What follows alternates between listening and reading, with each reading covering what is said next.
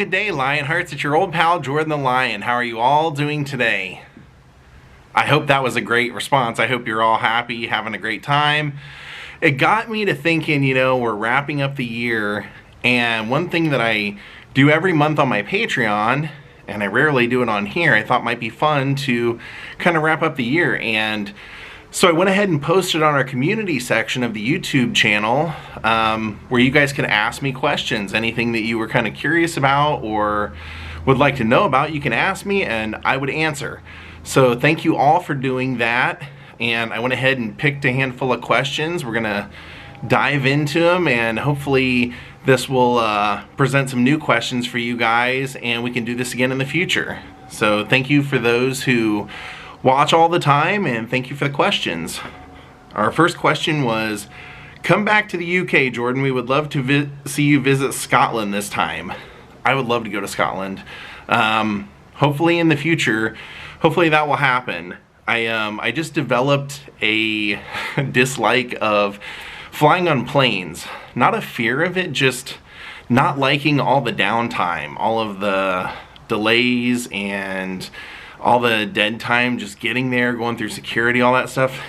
Being able to travel by car just kind of spoiled me, and so I haven't done much international travel the last 2 years. But I would like, Scotland is on my list of places I would like to explore, so hopefully that will happen this year. Thank you for the invite, and I've always enjoyed my time in the UK, so that will definitely be a place that I want to stop in the future. Our next question was, have you ever considered getting or renting an RV or trailer and doing some extended road trips, maybe even a converted van? No, well, I mean, I have considered it, but the answer on that would definitively be no. I like traveling in one vehicle and sleeping in another. And if I were a vlogger who did, I guess, camping videos, or even did like one style of video, maybe that would work for me. But I cover way too many miles a day and do too many topics that require me to sometimes be in bad neighborhoods with very little parking. In reality, for what a vlogger does like this, like I guess basically car travel, the smaller the vehicle, the better, I found.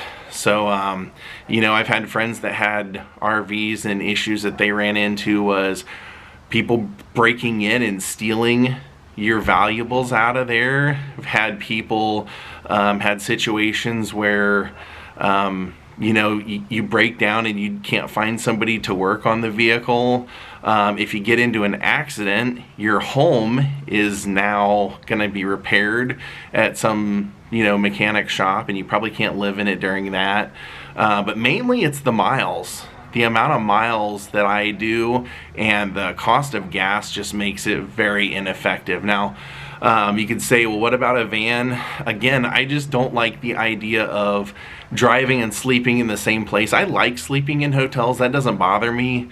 And I feel like it's better to just find, for me anyway, at least, it's been better to find a car that I can use on a consistent basis, that I'm familiar with the seats, so that the seats are comfortable.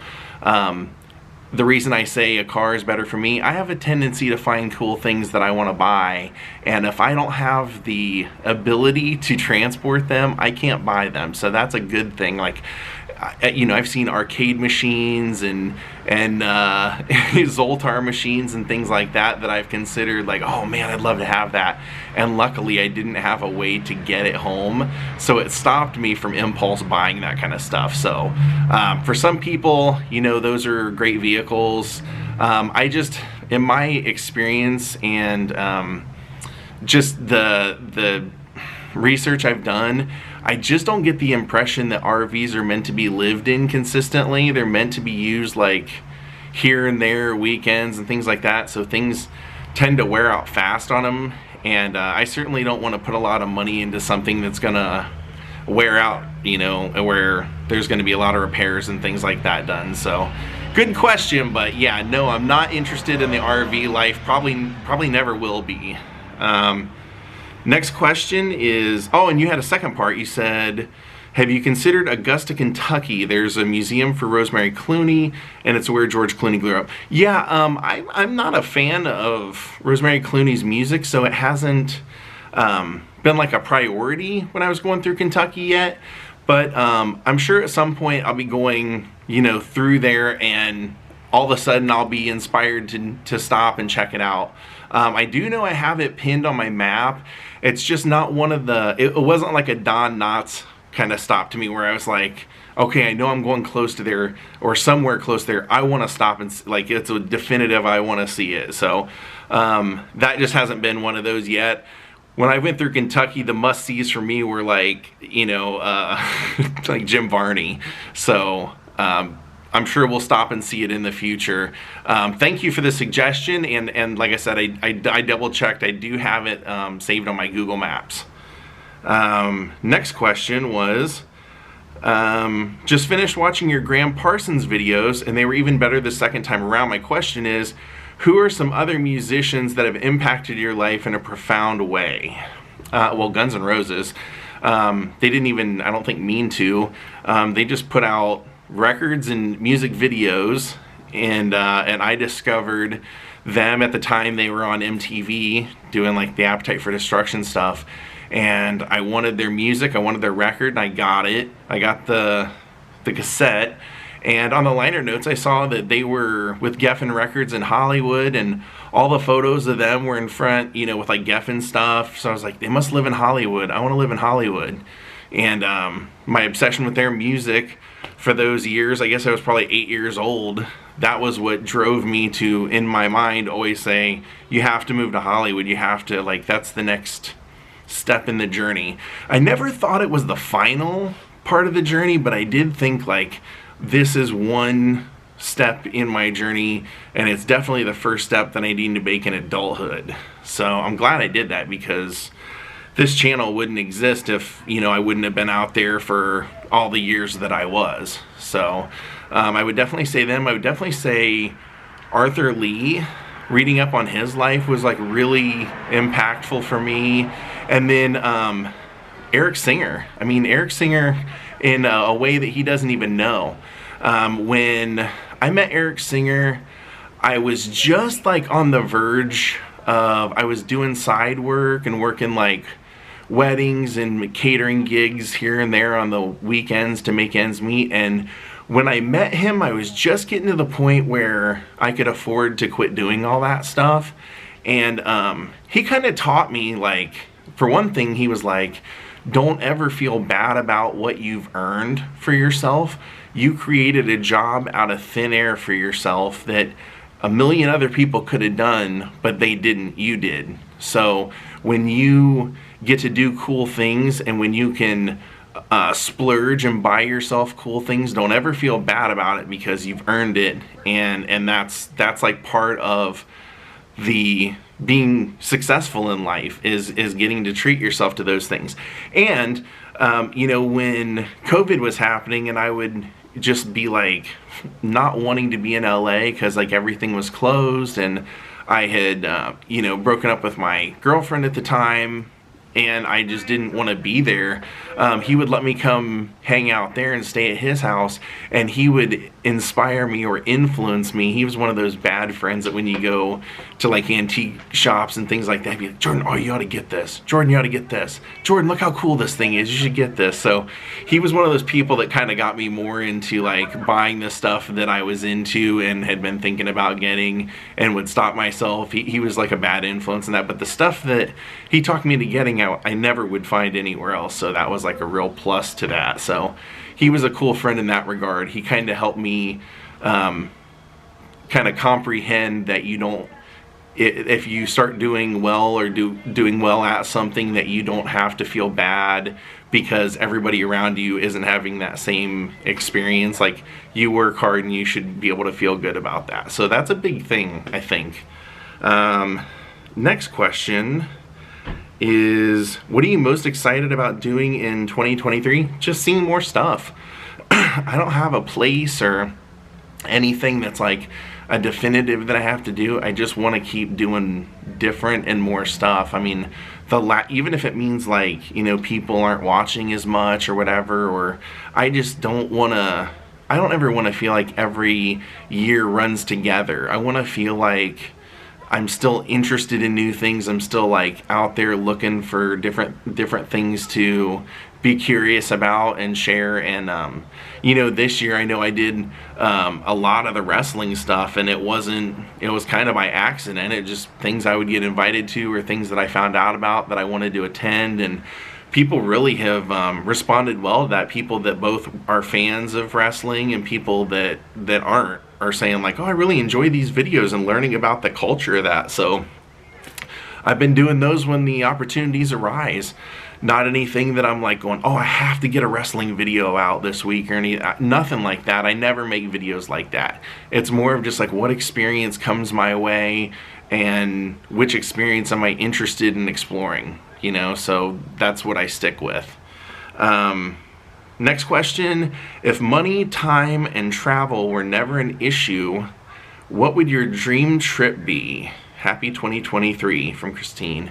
I think, you know, I think maybe, I think going and tracing all like the steps in Jerusalem, like all of the, I hate to say like the Jesus sites, but like the biblical, you know, sites. I was recently watching that documentary that they put out on television, going and seeing all of these places, and I was like, that would be a very fascinating trip. For one, I don't speak the language, so it would be one of those things that I'd have to get a guide for, and they would explain things to you. And I've always been one of those people, like if somebody's in front of me talking to me, like that's probably why when I vlog with people, like interview style, why I enjoy it and why they come off so well is because I learn better from visually seeing people say things, and it just sticks with me more. So I think I would enjoy an experience like that. So going to like the Holy Land would definitely be one of those things. If money or any of that stuff wasn't an issue,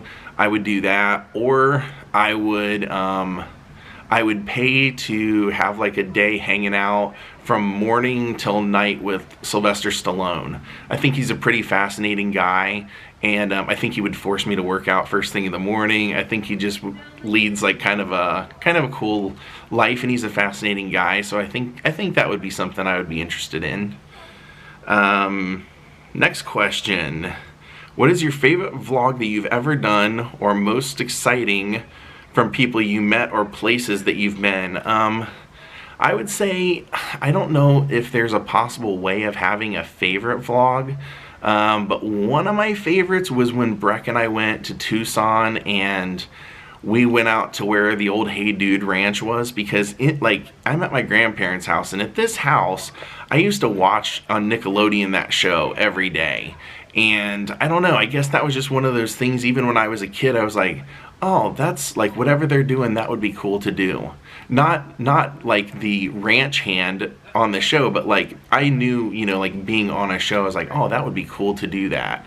Even when I was like 6, 7, 8 years old. So when we got out there and found those places, even though it was like private property and off limits and trespassing and stuff, I just had to see it. And so that was a big deal to me, getting to see that. And then the very next day, another movie that was very instrumental in my life that I loved was Can't Buy Me Love, and we went and vlogged Can't Buy Me Love the very next day. So that was just, those were like 2 days in a row that were pretty awesome.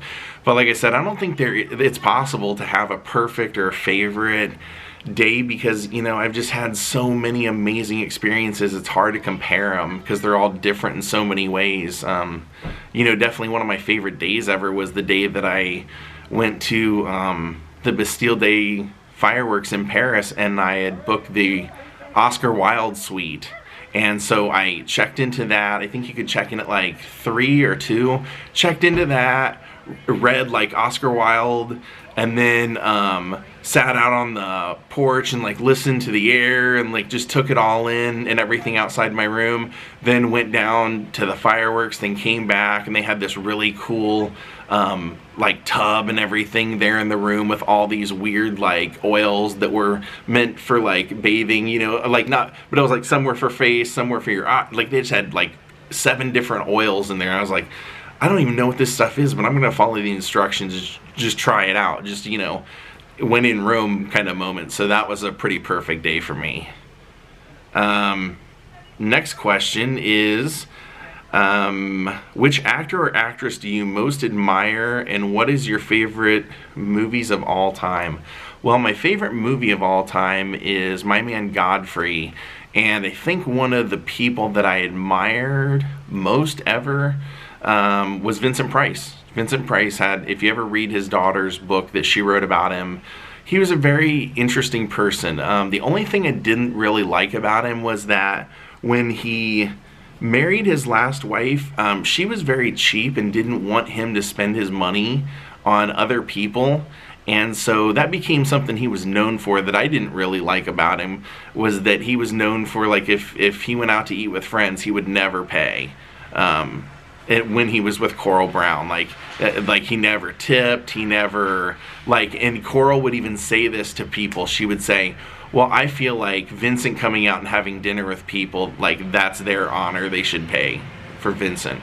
Because, like, I remember reading, who was it, Joan Rivers, her and her husband were very close with Vincent and Coral, and she said, oh, that was a given. Like, if you went out with Vincent, you just knew he was not going to, like, once he was with Coral, like, he was never going to crack his check, or like his book, you know, to pay for a check or anything. And I thought that was disappointing, because everything else about him was so cool in his life, and it was sad that that was something that, you know, that he wasn't like that before that. You know, sometimes when well, whatever, you know, that's just, but other than that, Vincent Price was a really awesome person, because he was into so many different things and indulged in the things that he was interested in. He learned a lot about them, and he took his acting and his art and his parenting and cooking and all the stuff that he was into, he took all that stuff very seriously, and I think that's why he was so good at it, all of it. Next question is, what would be an adventure that you went into with really high hopes for that didn't meet your expectations? And conversely, what was one that you went into not expecting much from, but was much more than you could ever imagine? Coral Castle was a major disappointment, and I never even got to see it. I got there and paid my money to go in, pulled my camera out and took a photo of like a cardboard cutout of something, and some lady jumped down my throat and was like, no photos, no video, nothing on the tour, nothing. And I was like, whoa. I said, that's how you talk to your guests? That's how you lure them that you're not gonna, that they're not allowed to, like, you come over and start screaming at them? And I go, you know, honestly, I wish you would, you know, most places tell you when they walk in that none of that you're not allowed to do photos or video or anything. So I said, just the way you're acting, I don't even want to take the tour. So I went over and I said, I'd like to get my money back, and I took my money back and I left. I just did not, you know, I have no problem with those being the rules, but when you're so aggressive to tourists and guests, I mean, I literally had just put my camera up and went, oh, nice, that must be the guy that built this place. And she just came over and went nuts. So, and then of course was like, and here's our gift shop, they basically try and sell you on 10 different things before you even start the tour. So I was like, yeah, none of that for me. Now, what is a place that I did not expect to be that amazing, or I didn't have high hopes for going in, and then I was blown away? 2 places immediately come to mind. Randyland, not the one in Pittsburgh, the one in Los Angeles. I just went to see it because I heard this guy made like some art in his front yard, and then I get there and meet the guy, and he's got like this whole theory on like how he does anything, everything, and why he does it, and what it means, and the colors he uses, and how like when the bottles break, he just doesn't replace the bottles. He decides, oh, that's time to remove that image and to create a whole new image, and it was all done with wire and glass bottles, and it's like, just, I mean, the guy, just an amazing labor of love. And to see how his mind works, and how he put it together, and how proud and happy he is about it, that was a really cool experience. Now my other would be, and it was mainly because of Randy himself, but the other experience would be House on the Rock. I didn't know anything about House on the Rock other than people always said, oh, you got to make it to House on the Rock. That's so cool. That's the best place ever. And then I got out there and I was like, I'm not going to read anything about it. I'm just going to show up and let them teach me about it. And as you walk through, I'm like, okay, this is some guy's house. Oh no, this is like way, way, way, way more, like in so many different directions, way more. So not knowing what I was getting into, that made it to be one of the coolest experiences ever. Great question, by the way. Next question is, hey Jordan, been a viewer for a few months and loving all your content. Do you have any plans to go to more wrestling events? And who are some celebs that you haven't met that you would love to meet? Yes, I do have a plan. I'm going to go to the NWA recording of Power on January 30th, and I'm going to hopefully vlog that. But I've become friends with Kerry Morton, so Kerry got okay from NWA for me to interview him. He's a third generation wrestler, and also I'm supposed to interview Billy Corgan at some point, so I'm going to reach out to them and see if I can do that then also. So I will definitely be doing some wrestling there. And as far as any celebrities that I'd like to meet, like I said, Stallone would be a cool one. I'd like to meet Stallone. I'd like to meet Willie Nelson before too long, because I just kind of, I don't know what shape he's in or anything. And who else? I mean, Johnny Depp would be pretty cool. I've always been a Johnny Depp fan. I'd love to meet Johnny Depp and talk to him about like his fascination with Vincent Price as well, and what his memories of Vincent were. I think that would be a lot of fun. Next question is, do you ever plan on visiting Judy Garland's birthplace and museum? And thank you for what you do. Your channel is my favorite channel on YouTube. Thank you, Kat. Not my friend Kat. That's Kat McGovern. Yes, I do have plans at some point to go to Judy Garland's museum. The reason I haven't done it lately is because the ruby slippers were stolen from there, and I didn't want to go while they were gone. And then they got them back. The police got them back, but they've been in police custody for like a year. At least that's what I was told. So I will get there. I just haven't yet. But I do plan on going there, and I was just that's kind of the deal. I was just kind of waiting it out, seeing if I thought it would be cool if they announced like, hey, we're going to put them out in 2 weeks or whatever. I'd love to go the next day after they put them out and all the hoopla has kind of died down.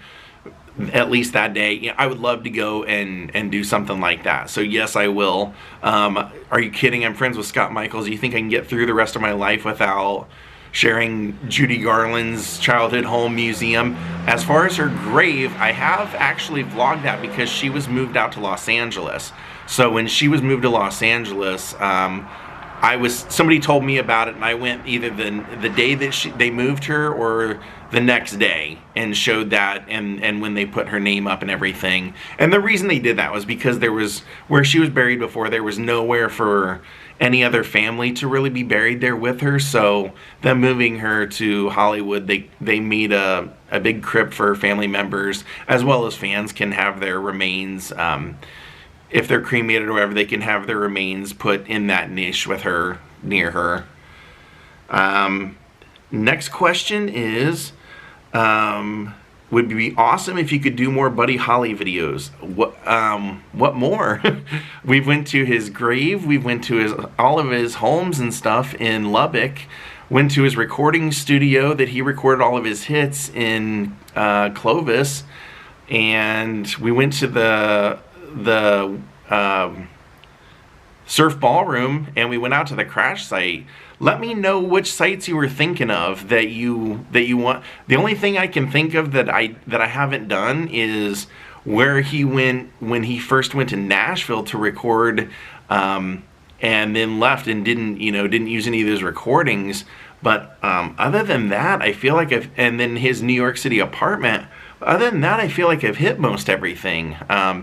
The ideal thing would be, obviously, like a bucket lister would be to talk to Maria Elena, his wife. It would be, really great to interview her, but I don't think that she does that kind of stuff very often. So, but then again, you never know. We did get to interview Ginger Alden, Elvis's fiance at the time of his passing, and she does almost no interviews as well. And we did a really great one with her, I think, so, in my opinion. So never say never. We possibly could get Maria Elena. That would be a great one.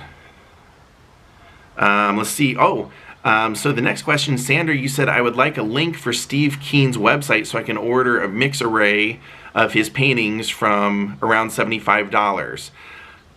He's not taking orders right now. He actually got so many orders when I started showing his stuff that I think about 6 months ago, he took the ordering function, or he disabled the ordering function because he had so many orders. So it's actually Steve Keen, just the way you spelled it, Keene, SteveKeen.com, and when he is willing to do orders again, they'll be on there, so you just want to keep checking back. His art's amazing, but yeah, that's they put a book out about him, and they talked about it in Rolling Stone magazine, and several bands talked about it, and it got a lot of coverage. So it's a good bet that he's just really, really backed up right now. But that's really cool that you're into his stuff.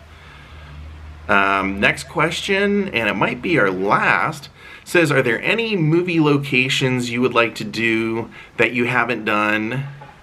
And are there any places that you would like to go back and make an update video to?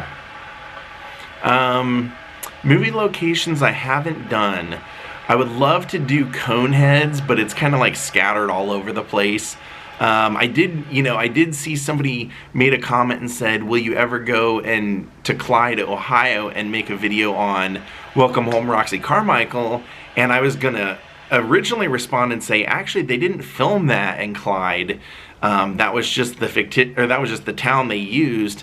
They filmed it all in St. Paula or Santa Paula, California. But then as I looked it up, I was like, oh, they actually did do a few scenes in Clyde, and then they did the rest out there. But that's what makes it kind of difficult doing a filming location like that. Is and Fletch is another. Like, there's several different movies that, like, half the movie they filmed across the country, and then the other half they filmed in Los Angeles. So unless I'm gonna make that trip, I can only do like a half a video. So I would always love, I want to do La Bamba someday. I would love to do 3 O'Clock High, Coneheads, but most of the stuff I want to do is not stuff that people are like itching to see, when I go back to London, I want to do one on The Abominable Dr. Phibes, but I don't expect many people to know that movie or be that interested in it, but it's just something that's, real near and dear to me. So I try and do, stuff that really has a